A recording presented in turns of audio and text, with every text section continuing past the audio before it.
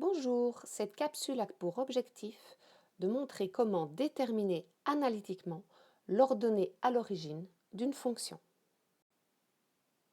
Tout d'abord, qu'est-ce que l'ordonnée à l'origine d'une fonction? Eh bien, c'est l'image de x est égale à 0. Pour illustrer, qu'est-ce que ça veut dire?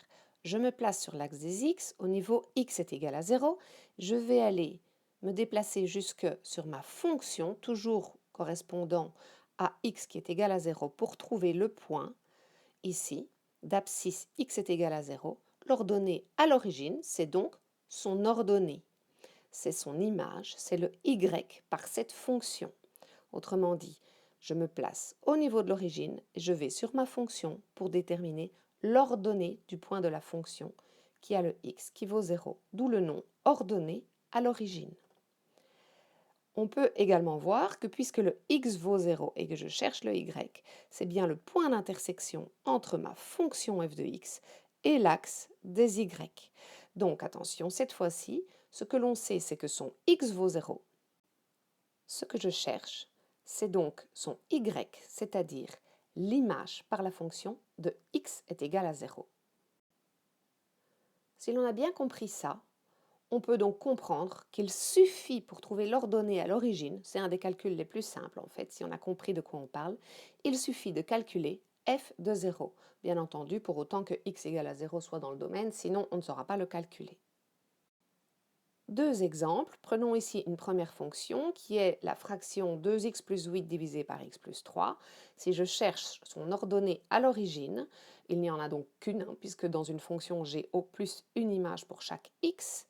Je vais donc calculer f1 en 0 quand x vaut 0. Pour la calculer, je vais remplacer dans mon expression tous les x par 0. Ça me fera donc 2 fois 0 plus 8 divisé par 0 plus 3.